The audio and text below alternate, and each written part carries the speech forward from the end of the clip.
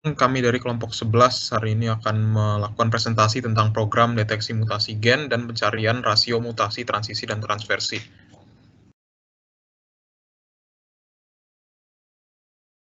Jadi pertama kita akan berbicara tentang DNA. DNA merupakan molekul yang terdiri dari dua rantai polinukleotida yang membentuk double helix.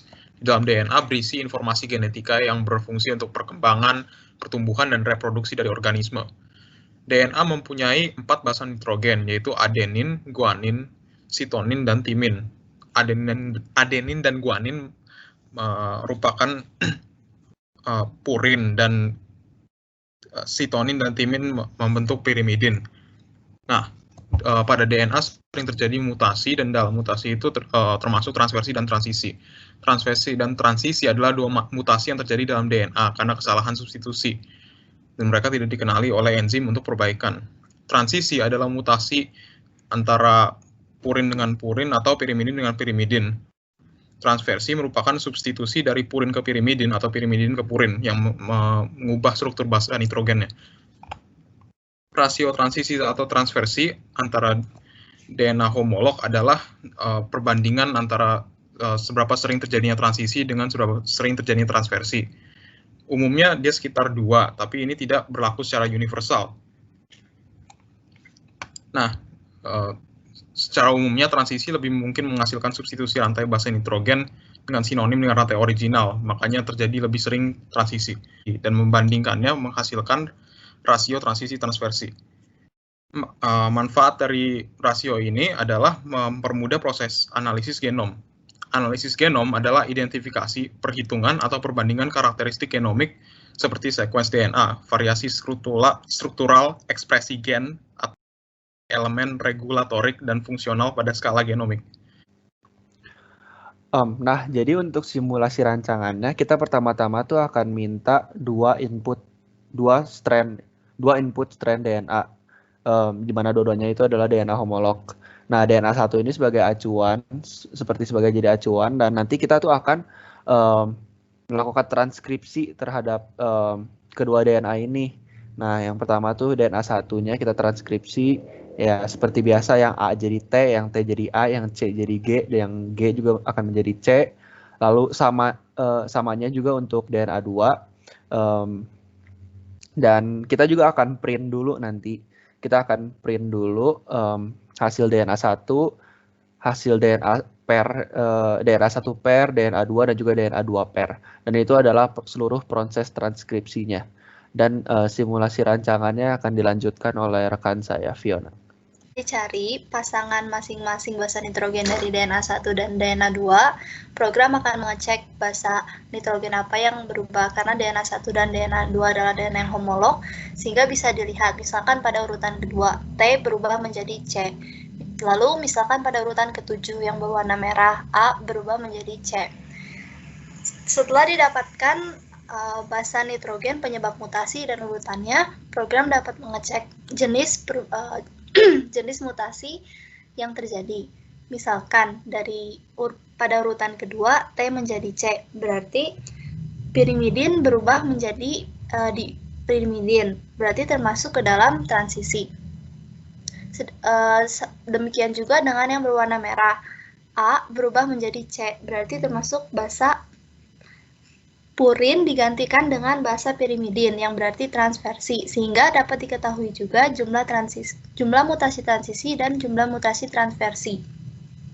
Setelah didapatkan hasil jumlah masing-masing transisi dan transversi, program menghitung rasio transisi dibagi dengan transversi.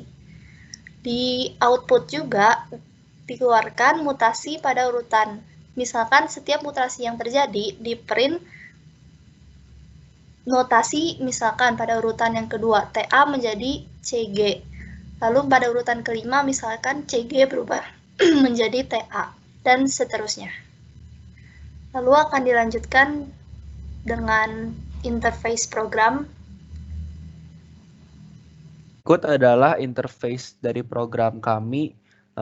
Jadi kita hanya mempunyai 2 page saja. Yang bagian pertama adalah untuk input DNA yang normalnya atau DNA acuannya DNA 1 dan juga DNA 2 yaitu DNA yang bermutasi. Lalu di enter, lalu di next. Lalu pada page kedua itu kita bisa lihat ada hasil transkripsi dari kedua strand DNA yang sudah kami input pada page pertama, lalu juga interface-nya langsung mendeteksi juga bagian mana dan urutan keberapa bagian yang mengalami transversi dan transisi. Lalu di bagian akhirnya dikasih lihat juga ada rasio dari transisi dan transisi terhadap transversinya. Jadi pada slide ini saya akan menjelaskan tentang demo programnya. Yang pertama, kita akan disuruh untuk menginput DNA 1 dan DNA 2. Pada inputnya kita bisa melakukan dengan kombinasi huruf besar dan huruf kecil, tetapi nanti dengan programnya semuanya akan dinormalisasi menjadi huruf besar. Setelah kita menginput DNA 1 dan DNA 2, maka nanti akan langsung dihasilkan rasionya.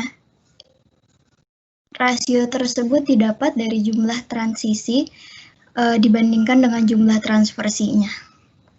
Di sini sudah dijelaskan instruksi untuk memasukkan DNA 1 dan DNA 2 dengan jumlah basa nitrogen yang sama. Sebagai contohnya, saya akan memasukkan rantai DNA yang begini. Setelah kita enter dan disuruh untuk memasukkan urutan DNA kedua.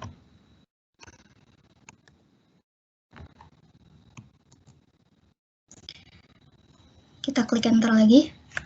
Pertama akan dideteksi pasangan dari DNA 1. Kemudian di bawahnya dideteksi pasangan dari DNA kedua. Dan di sini dihasilkan hasil mutasinya. Di sini diperlihatkan hasil mutasi pada urutan keberapa dan jenis mutasi yang terjadi. Kemudian di akhir akan tertulis jumlah mutasi transisi dan jumlah mutasi transversi. Kemudian di sini juga dituliskan rasio yang merupakan jumlah transisi dibandingkan dengan jumlah transversi. Pada contoh berikut, kami mendapatkan jumlah mutasi transisi 7 dan jumlah mutasi transversi 3. Maka rasio yang dihasilkan adalah 2,33. Hasil rasio yang didapatkan pada program ini memiliki nilai yang sama dengan rasio yang telah kita hitung sendiri pada PowerPoint tadi. Maka dengan ini, kita dapat menyimpulkan bahwa program berjalan dengan lancar.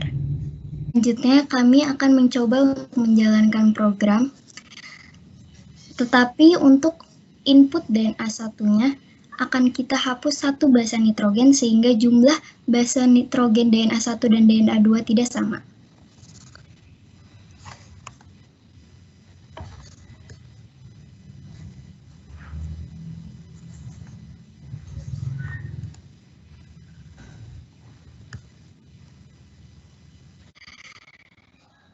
Di sini dapat kita lihat, karena basa nitrogen yang kita masukkan tidak sama, atau panjang DNA 1 dan DNA 2 tidak sama, maka program pun diberhentikan, tidak dilanjutkan. Sama seperti program sebelumnya, kita akan menginput panjang DNA 1 dan DNA 2.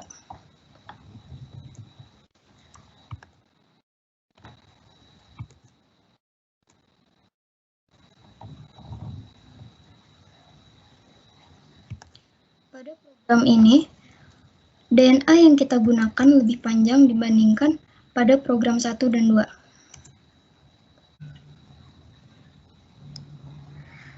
Setelah program dijalankan, kita dapat melihat urutan DNA dan pasangan dari DNA tersebut, kemudian kode-kode yang menyebabkan mutasi dan urutannya, serta jenis mutasinya yang terjadi.